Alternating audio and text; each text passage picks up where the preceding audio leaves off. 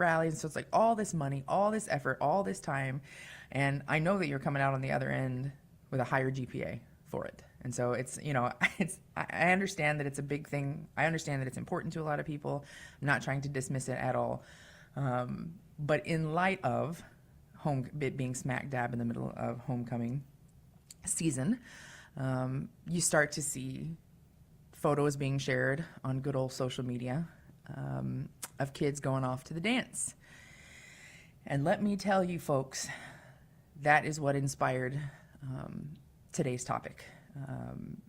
Seeing pictures of children, right? 14, 15, 16, 17-year-old children.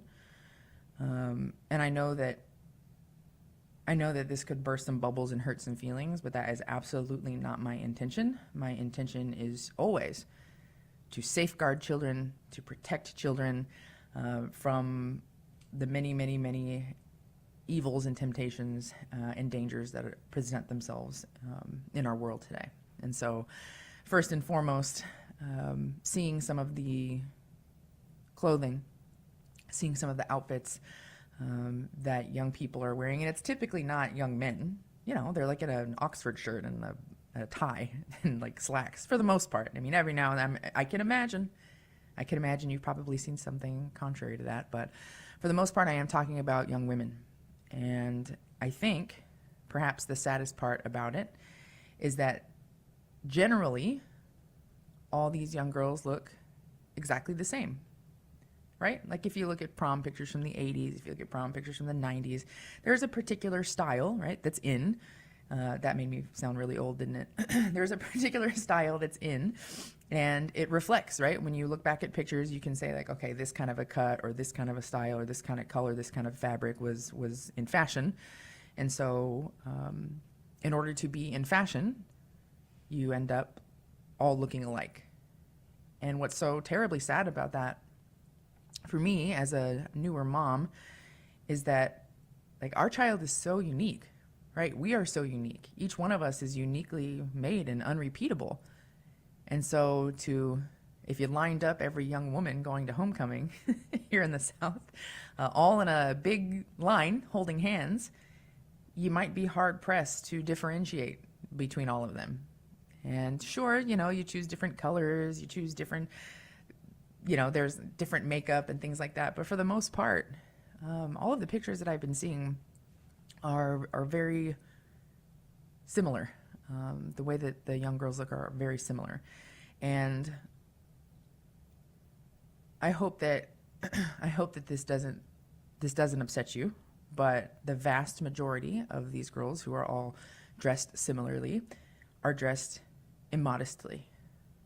And so in the spirit of charity, and certainly in the spirit of charity, and out of great love, and desire to walk with young people and help them enter into friendship, and to remain in communion with the Most Holy Trinity, I have to speak today on the show about 3 hugely important takeaways about the topic of modesty.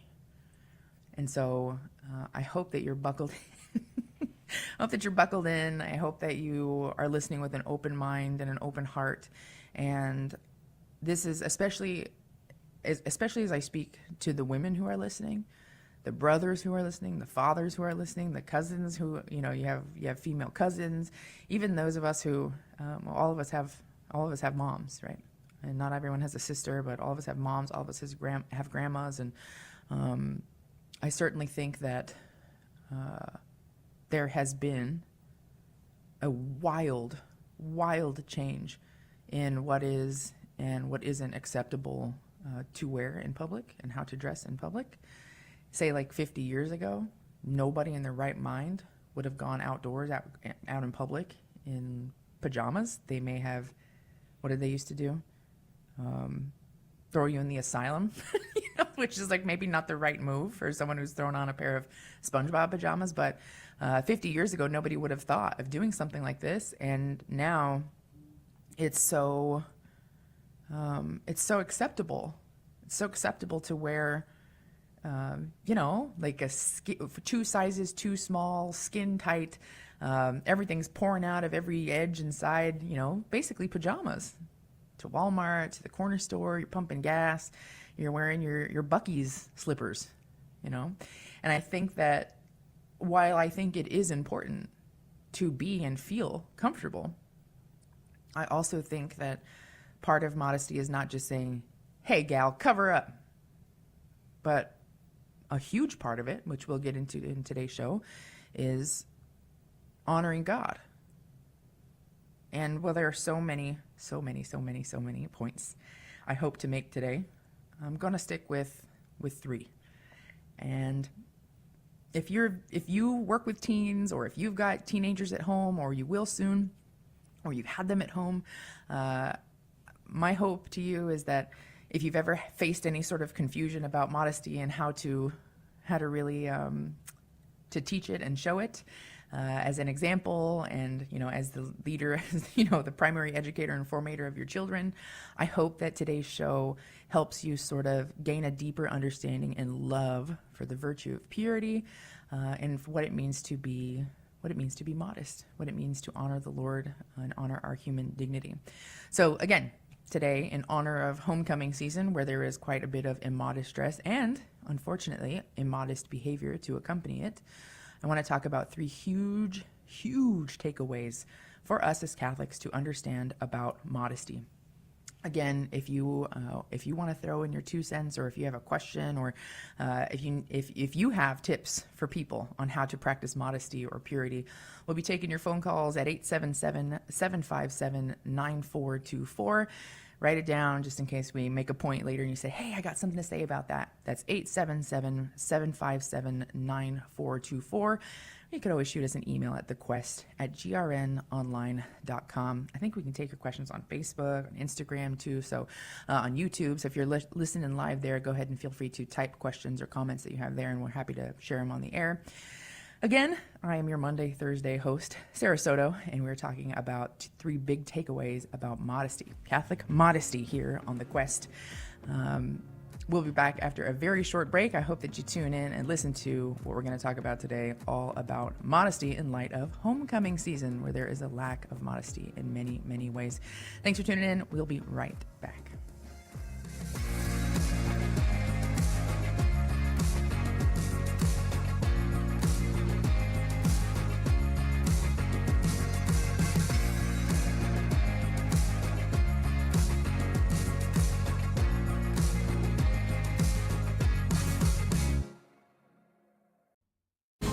Arm yourself for the daily spiritual battle.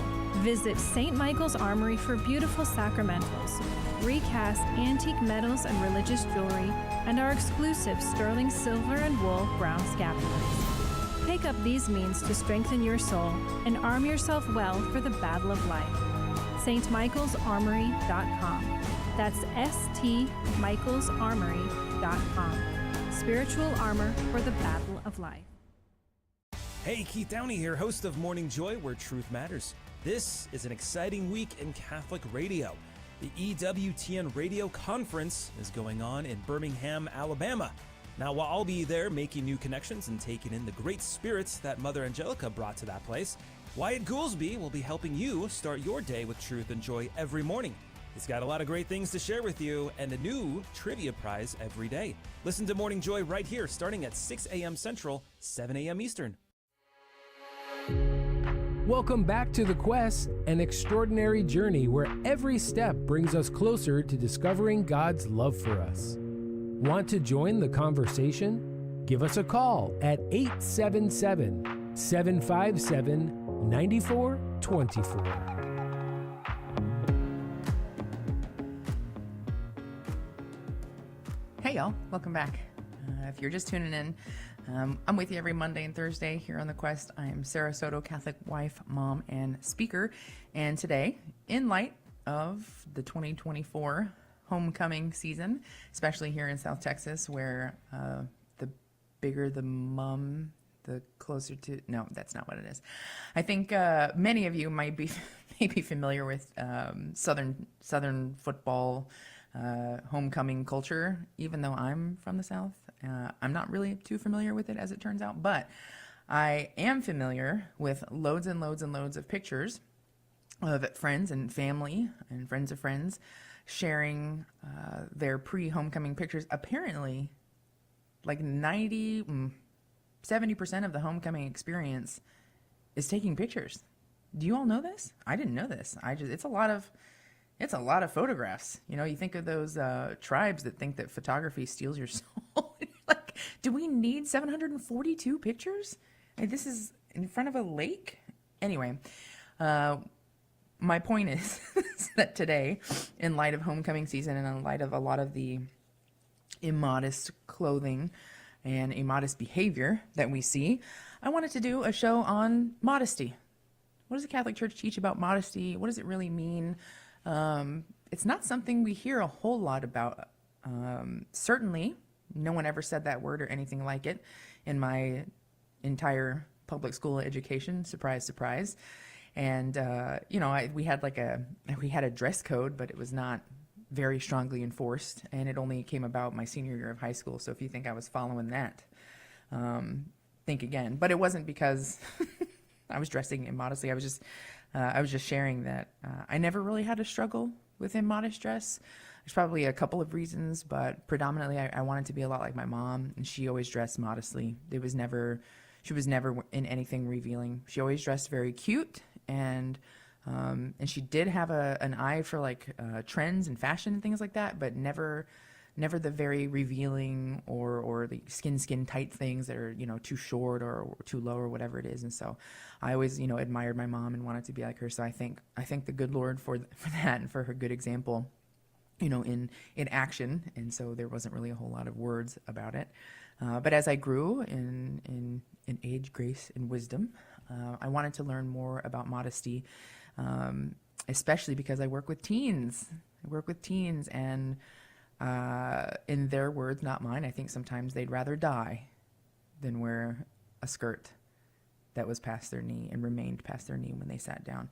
I don't think they really mean that they would rather die, because sometimes, that can look cute with the right tube top or whatever it is, I don't know, people aren't wearing tube tops anymore. But I wanted to talk about modesty today because, and this might sound cheesy, especially if you have been listening to me for the past couple of years here on Guadalupe Radio Network. It's not something I typically don't get very sentimental in this way, but I wanted to talk about modesty today because I love you. I love our listeners. I pray for you guys all the time, and if the Lord is using me in any way to share the importance of modesty and our human dignity with you on the air today, for that I am so very grateful. So without further ado, let's hop into it. Why is modesty important? Well, the first big takeaway about why modesty is so important is because it respects our human dignity.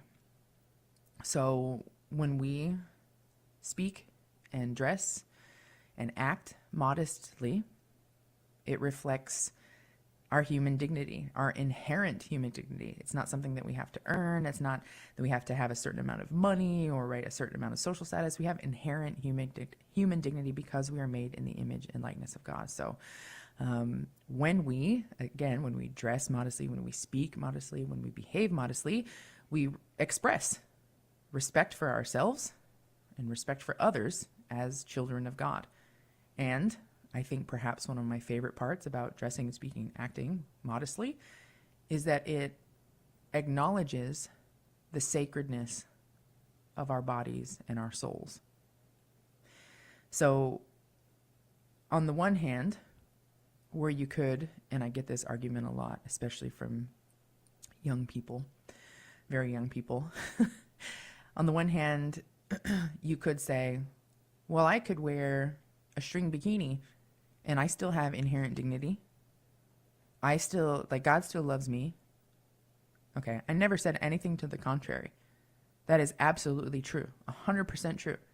Regardless of what you're wearing, you are made in the image and likeness of God, and God loves you. How you dress doesn't change those realities. But when we dress and speak and act in a way that is modest, it expresses self-respect. And when we have self-respect for ourselves, when we have respect for others, then we can begin to acknowledge that our bodies and our souls are something sacred.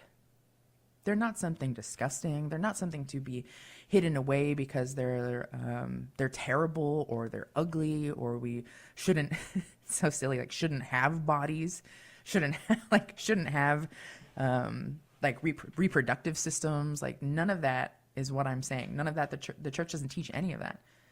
But again, when we dress, speak, and act modestly, we acknowledge and we point towards the sacredness of the body and soul. What do I mean when I say the sacredness of the body and soul? I love to allude, as you may know if you've been listening for a while, I love to reference Pope John Paul II's theology of the body, in which he speaks about the sacramentality of the body. The sacramentality of the body. What does that mean? It means that the human body, okay, I'm not talking about the soul, okay, our bodies and souls are one, but the physical presence of our body, it has a sacred role.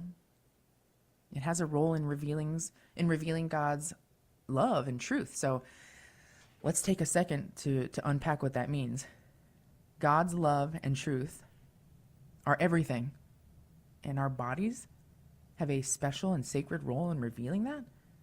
Like our bodies, the body that we stand in front of the mirror and criticize, the body that we say isn't capable of doing this, the body that we say has betrayed us, the body that has illness, the body that isn't perfect, the body that people have criticized, the body that we wish we could change if we had money, the body that we compare to other bodies on Instagram. That body plays a sacred role in revealing the triune God's love and truth. John Paul II taught that our bodies are not just physical. They're not just physical objects. They express our inner selves because they communicate and make visible an invisible reality. An invisible reality. You can't see my soul, but my physical body communicates it. It communicates the reality of my soul to you. I mean, that concept is central to the theology of the body. For example, in marriage, the sacramentality of the body, the sacredness of the body, is shown when a man and a woman give themselves to each other in a total, faithful, and fruitful union. So it's through their bodies that they express a love that mirrors God's own love for humanity. So through a husband and wife's bodies, they are capable, God has made them capable of expressing love that mirrors the most holy Trinity's love for humanity. How does a love between a husband and wife mirror the most holy Trinity's love for humanity? Because love between a husband and wife, like our Lord's love for us, is self-giving, sacrificial, and fruitful. John Paul II emphasized that our bodies are meant to reflect God's love, and they are the means through which we can encounter God's grace and presence in a real, tangible way. So again, the sacramentality of our body means that our bodies have a divine purpose and that they are integral to how we live out our faith and how we love in the world. If that's true, if our bodies have a divine purpose, if our bodies have a sacramental reality to them, if the physical presence of our bodies expresses the spiritual reality of our souls, and the sacramentality of our body has the capacity to, when we're united in marriage, to mirror God's love for humanity because it's self-sacrificial, self-giving, and fruitful, then wouldn't we want to show ourselves and others respect? Wouldn't we want to acknowledge in our speech, in our actions, and in the way that we dress? Wouldn't we want to acknowledge the sacredness of our bodies? It is difficult to acknowledge the sacredness of your body if all of it is out for everyone to see. That didn't used to be the case back before the fall of man, when sin had not entered the world, but it has been the case ever since. And there's nothing we can do about it. We were born into a broken world. Lust exists. Use of the person is a reality. It's a reality, unfortunately, that many of us have experienced, right? Use in friendship, use in romantic relationship, and use, even in the business world, you can feel used in so many ways. And all of that detracts from human dignity. So when we speak, act, and dress modestly, we show respect and we acknowledge our human dignity. And with such a tremendous lack of love and appreciation for the human person, for life itself, shouldn't we as Catholics shouldn't we desire to do all that we can to uphold our human dignity? Of course, I mean defending the most vulnerable in our society. Of course, I mean doing what you can to serve the poor, visit the imprisoned and the sick. Of course, I mean all those things. But for the sake of our show today, which if you're just tuning in, I've been inspired by the immodest dress and the immodest behavior that often comes along with homecoming season. Here in Texas, it's a really big deal. I thought that it would be prudent to speak about the importance of modesty from the Catholic perspective, not of that from the world's. I think the world hears the word modesty and thinks of some Mormon sect out in the desert, and that's not at all what I'm speaking about. I'm speaking about acknowledging the sacramentality of our bodies. Our bodies help reveal God's love and truth. That's a big deal.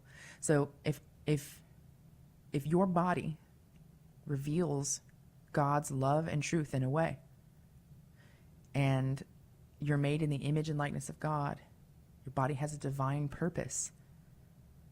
Your body is not for everyone. It's not for all to see. And I understand that our young people are facing immense pressure to show off their bodies, particularly young women. And their self-worth is often defined by the attention they get according to how they look, because they're showing off their bodies. I cannot emphasize enough how completely backwards this is. And Sissel and I were talking before the show, and she said something that stuck with me, which is that maybe this is the fight. Maybe this is the fight that parents have decided, I'm not going to fight on this. We fight about grades, we fight about friends, we fight about curfew, we fight about all these things, but she looks cute, she's cute, she's young, she's rocking it. That's the style nowadays. I'm not going to fight this fight. I'm urging you to fight this fight. Even if they're 17 years old. Fight this fight for the sake of your child's soul. We're talking about modesty today and 3 big takeaways, especially that parents need to know of teenagers and future teenagers. You're listening to The Quest. I'm your Monday, Thursday host, Sarah Soto. We will be right back after a very short break.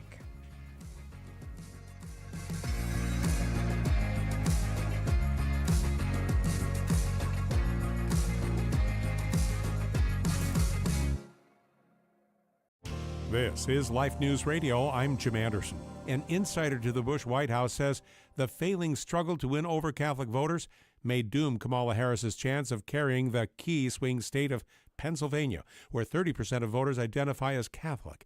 Besides her obvious abortion problem, a Wall Street Journal article points to her history of hostility towards Catholics in court briefs against the Little Sisters of the Poor or openly opposing Catholic nominees to federal courts. One oddsmaker says Donald Trump has a 58% chance of victory. With 10 states facing unlimited abortion ballot measures, Florida has opened over 100 investigations into potentially fraudulent signatures that supported unlimited abortion on November's ballot. Dead people signing, signatures of pro-life activists, and signatures not matching state records are involved. 2 of the paid signature gatherers have previous convictions involving election fraud. This is Life News Radio. Think about the trouble we're in this culture. Then imagine for a moment that your ancestors examined the public record of whether you voted or not. Imagine what history might say about these times, and then think what it might mean to those future generations to discover that you had nothing to say about the future they live in.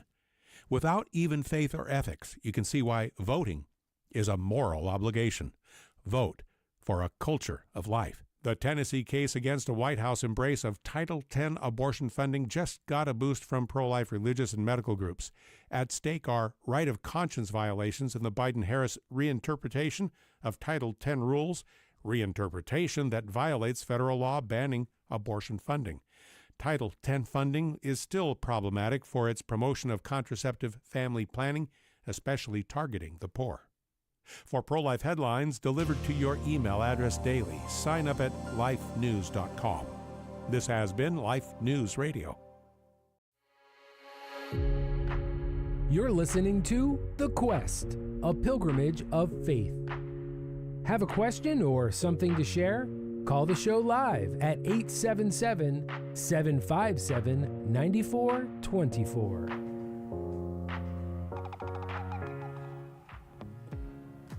Hey y'all, welcome back. I just thought, I was thinking on the break, since we're talking about modesty today, and we're trying to share some loving wisdom and insight on the importance of modesty, why it matters, and why parents should be fighting the fight for modesty, and why it's so very important for young men and women. But particularly we're talking about for young women today in light of homecoming season and the many immodest outfits and behavior and speech that comes out of it. I invite you to give us a call if you have had an experience growing in modesty. Have you witnessed someone change, the way that they dress or the way that they speak or the way that they act for the sake of modesty? Have you overcome perhaps immodest dress or immodest speech and immodest behavior? Do you have a story to tell, or do you have advice to give? What's your story with modesty? Give us a call at 877-757-9424. Again, that's 877-757-9424. We want to know, what's your story with modesty? How did you overcome immodest thought or immodest speech, behavior, and dress? 877-757-9424. So if you're just tuning in, we're talking about the importance of modesty today.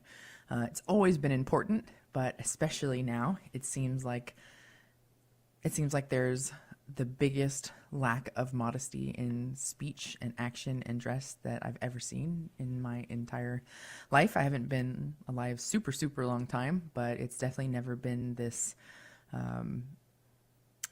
bad. And so I feel a great desire to help our young people grow and understand what modesty really is. It's not just, slapping on a particular length of a dress. It's not just wearing, it doesn't mean wearing minimalist makeup. It doesn't mean, never wearing pants. Like, it's not what modesty is at all. So I hope in today's show that these three big takeaways about what modesty really is and how we ought to practice it. It's just, I pray that you're listening with an open mind and an open heart, and that it can help you or someone that you know, someone that you love. So the first big takeaway we talked about is modesty is important because it shows respect and honor for our human dignity. So it when we dress modestly, when we speak modestly, when we act modestly, it shows self-respect and respect for others. And that's so essential to practicing modesty. Another reason modesty is so incredibly important and why we ought to strive to be modest is because it helps us grow in the virtue of purity. In the virtue of purity. Our Lady is this perfect example of purity. And I know it sounds crazy to some people. Like, why we can't be like the Blessed Virgin Mary. She's purity herself, and no one is saying that you are going to be like Our Lady in the way that she gave birth and before, during, and after remained a virgin. It's not specifically what I'm saying. What I mean is that her virtue is a great example, and we ought to look towards her, our Blessed Mother, as an example for women on how to conduct ourselves, how to respond, how would Our Lady respond? You know, I simply can't imagine Our Lady getting like an hour and a half of sleep at night and then biting everybody's heads off because she's tired. So like tiredness, tiredness is not an excuse to be a jerk. Hunger, not an excuse to bite people's heads off. I'm sure Our Lady experienced hunger. I know she did. I know she experienced weariness. I know she experienced tiredness. We all do, and she's human. And so for us, we need to understand that, all of the different emotions that we go through as humans, and all of the different stages that we go through in life, whether we're 60 or 16, it doesn't matter what age we are, and it doesn't matter how grumpy we are still called to reflect the inherent dignity that we have. And so, looking to Our Lady as an example of purity and how to grow in the virtue of purity, how modesty ties into that is that when you dress modestly and when you behave modestly, it's simple. It safeguards purity, both for you personally and within our community. A modest dress, modest behavior, modest speech helps cultivate other virtues like humility, self-control, chastity.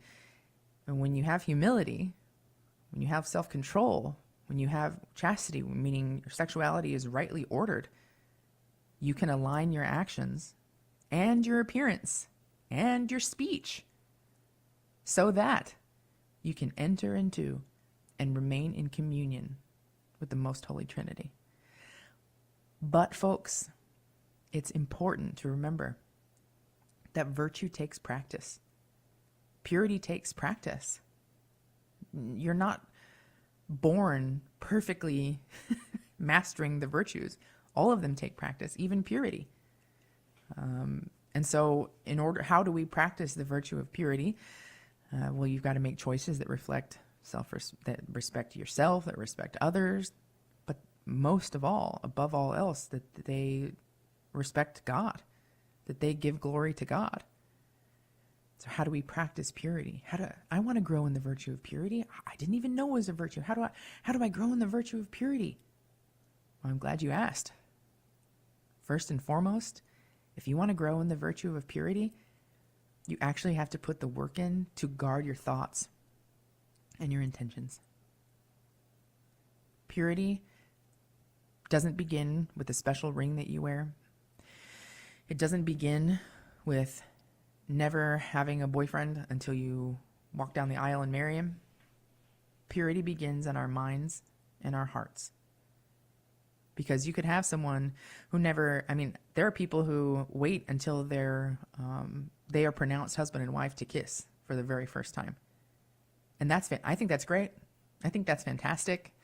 Do that if you would like to. But you might look at that and say, wow, they really have the virtue of purity down. And that could very well be true. But the Lord is the one who reads our hearts. And that is where purity begins.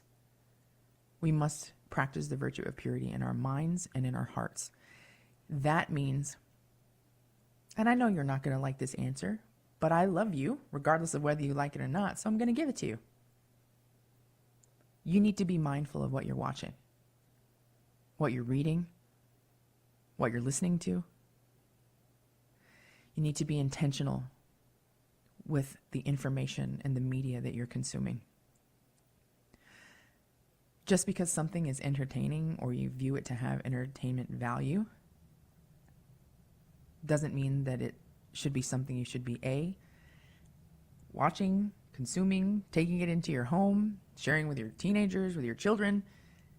I'm talking about immodest language, immodest dress, things that imply that our dignity and our sexuality are things that are casual and meaningless.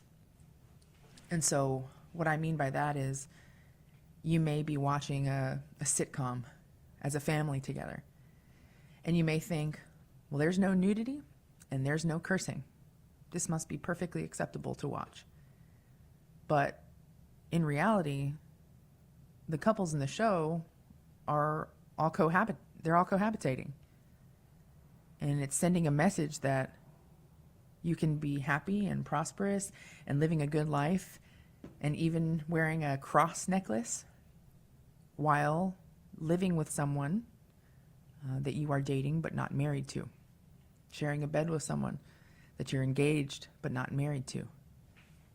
And enough of these messages over time, whether it's exactly the message of living together outside of marriage, whether it's premarital sex, whether it's making jokes about it, whatever it is, talking about contraception like it's no big deal and everybody does it and there's no issues with it whatsoever, implementing things like normalizing in vitro fertilization, surrogacy, right? Making children like a profit, right? That you can you can like buy and sell children. All of those things that we see in television shows and media, maybe you're listening to on podcasts, definitely even in books. You know, this Catholic moms group that I'm in locally here, they were sharing, this book looks friendly to teens, but here, let me show you it's like an adventure book or something. And it talks about, at length, in vitro fertilization and surrogacy, this teen book for teenagers. I'm not advocating that we go like burn books right now. And I'm not saying get your TV and throw it out in the front lawn. That's not what I'm saying. What I'm saying is if we want to practice the virtue of purity, which as Catholics we are required to, we ought to desire purity. We ought to want to be pure of heart and mind. You know, that whole blessed are the pure of heart bit. I'm sure you've heard that before. You ought to be mindful of what you watch, read, and listen to. You should fill your mind with things that glorify God. And if they don't, you should turn it off. And you'd be surprised. You'd be surprised how quickly turning off that awful music and that terrible television show and stop showing your children rated R movies. You stop watching rated R movies. Yeah, like if it's action, sure. But I don't watch rated R movies as a rule of thumb because of the language that they use. And I really thought when I made that decision that I was going to miss so much. It's been over 10 years, and I have to tell you, my life and my heart and my mind are better for it. I haven't missed anything. And when I do watch things that strip away the dignity of the human person and our sexuality as ordered by God, things that take the Lord's name in vain repeatedly, like it means nothing, it hurts. Whereas before, I wouldn't have even noticed. Now it hurts me because I have tried intentionally to grow in the virtue of purity. Do I have a super long way to go? 100%. I do. 100%. But you have to start small, and you can start small by being mindful to guard your thoughts and intentions. What's this thought that's entered into my mind? Should I pray and move on to something else? Should I linger on this thought? We first have to be made aware of these things. We first have to think, if I am having this thought, it's not sinful. If I'm lingering on it, it can become sinful very quickly. What are my thoughts and what are my intentions? If you're dressing in a way to draw attention towards a particular part of your body, why is that your intention? Why would you as a teenager intend to draw attention to a particular part of your body? What is going on in your heart that you don't want attention drawn to your face, to your beautiful face? Why don't you want attention drawn to who you are? Why to your belly button? Why to your chest? Why to your rear end? What is the intention in your heart? Talking about modesty and ways to grow in the virtue of purity today. If you're just now joining us, I'm just getting started on how to practice the virtue of purity and why it's so important. First and foremost, we have to guard our thoughts and intentions. We have to focus on what is good, true, and beautiful. It's so important to practice the virtue of purity, and you're not going to practice it and perfect it all in one day. You probably won't do it over several years. But I promise you, blessed are the pure of heart. You will see the face of God. It's important to practice the virtue of purity, because that's how God intended us to be. He is pure, and he wants us to be like him. We're going to take a short break, but right after, we're going to talk more about practicing the virtue of purity and how we can foster a Christ-centered culture in a world that is all about the over-sexualization of people, even children. Thanks for tuning in. I'm your Monday, Thursday host here on The Quest. You can listen to us Monday through Friday at 4 p.m. Central, 5 p.m. Eastern. Please make sure and download our Guadalupe Radio Network app. We will be right back.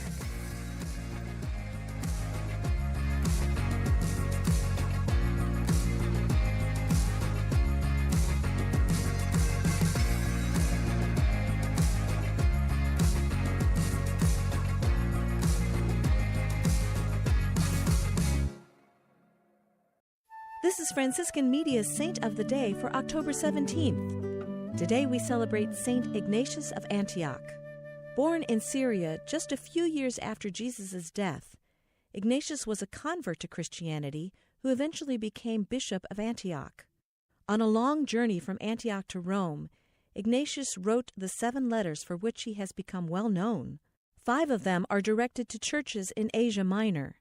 Ignatius urges his fellow Christians to remain faithful to God and to obey their superiors. He also warns them against heresies and emphasizes the solid truths of Christian faith. The 6th is directed to Polycarp, Bishop of Smyrna, who was later martyred. On a visit to Antioch, Emperor Trajan forced the Christians there to choose between death and denying their faith. Ignatius refused to deny Christ and was condemned to be put to death in Rome. In his final letter, Ignatius begs the Christians in Rome not to try to stop his martyrdom. "The only thing I ask of you," he wrote, "is to allow me to offer the libation of my blood to God." His request granted, Ignatius bravely met the lions in the Circus Maximus around the year 107. There's more about the saints along with inspiration and Catholic resources at our website, saintoftheday.org. From Franciscan Media, this has been Saint of the Day. This is The Quest from the studios of the Guadalupe Radio Network.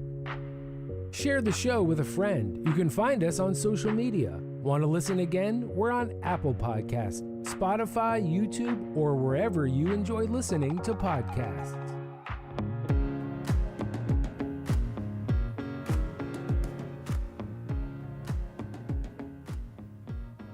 Hey y'all, welcome back. Today we're talking about 3 big takeaways about modesty, what it means Catholic modesty.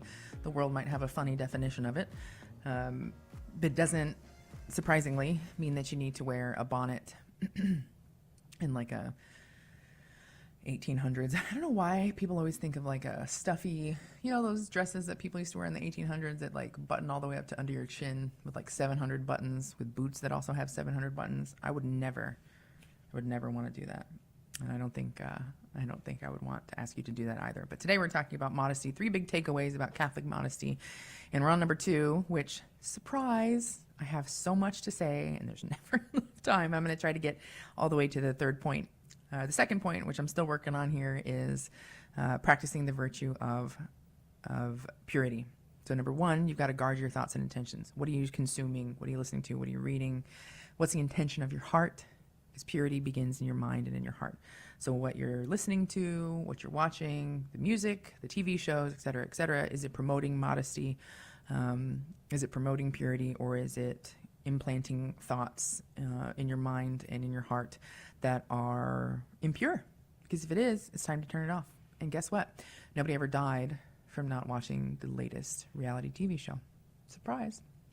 Also, when it comes to practicing the virtue of purity, it's important. I've been saying this is kind of the theme of the whole show.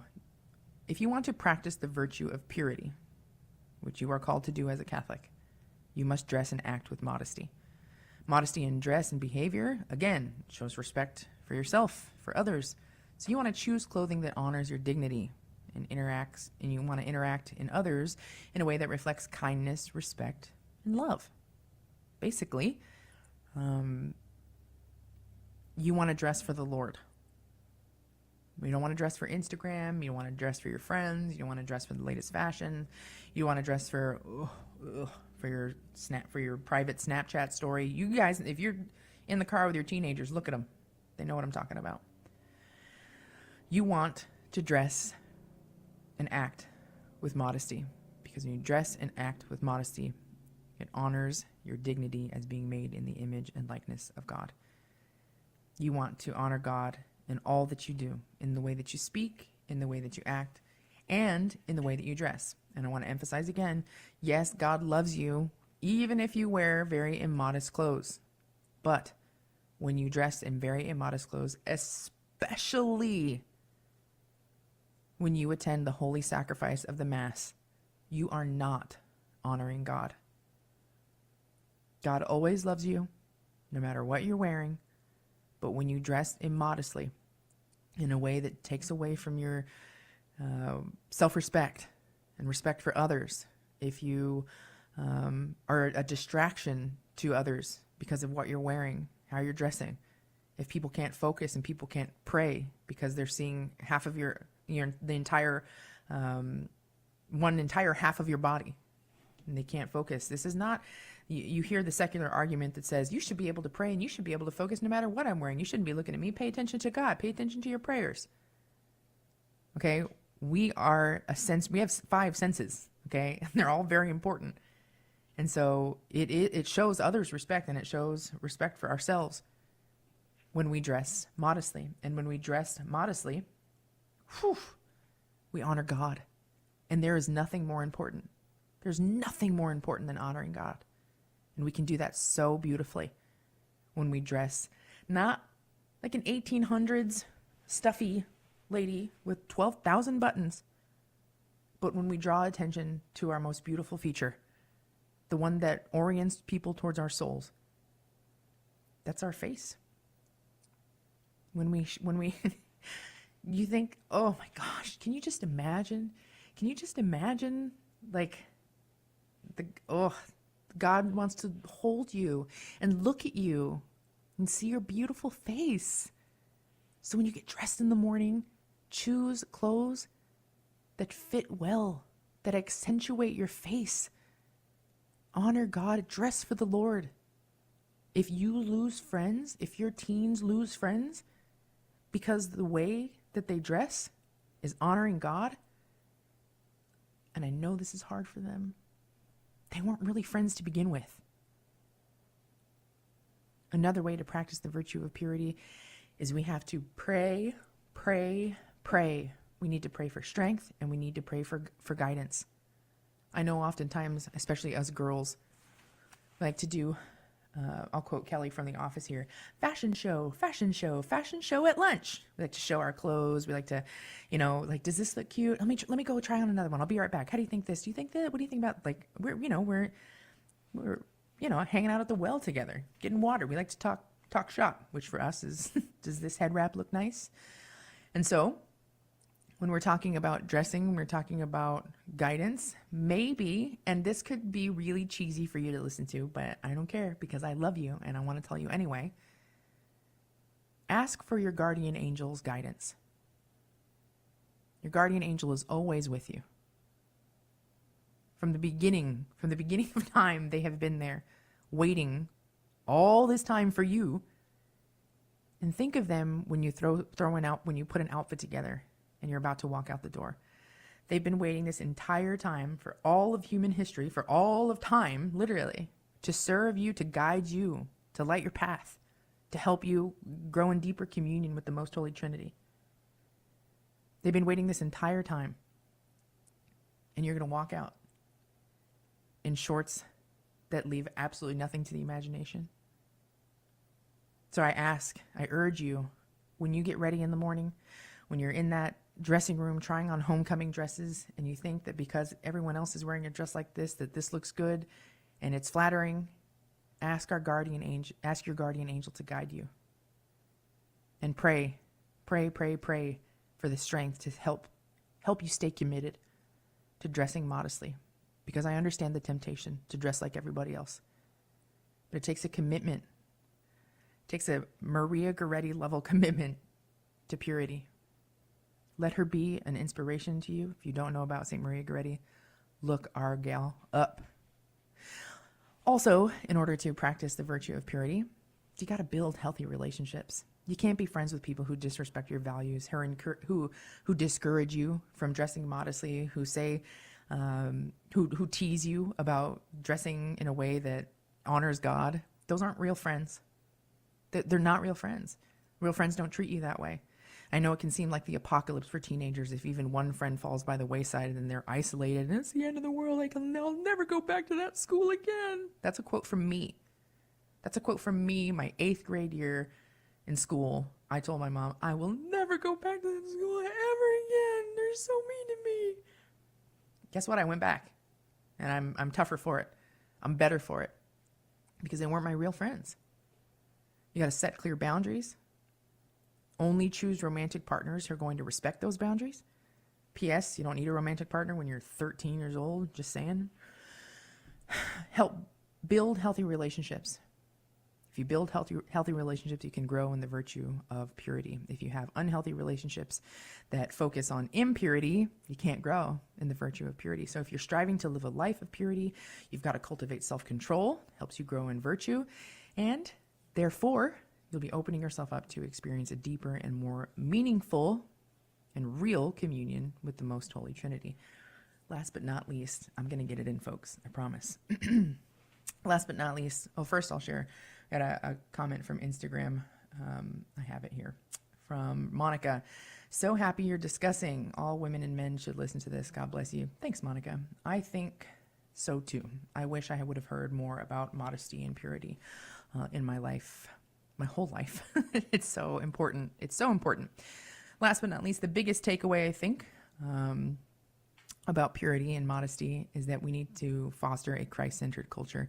Don't be afraid to wear your crucifix. Don't be afraid to make the sign of the cross in public. The only way we're going to return to modesty and purity in our society is if we live with purity, if we honor our dignity, the dignity of others, and we have to do that by showing self-respect and by respecting others.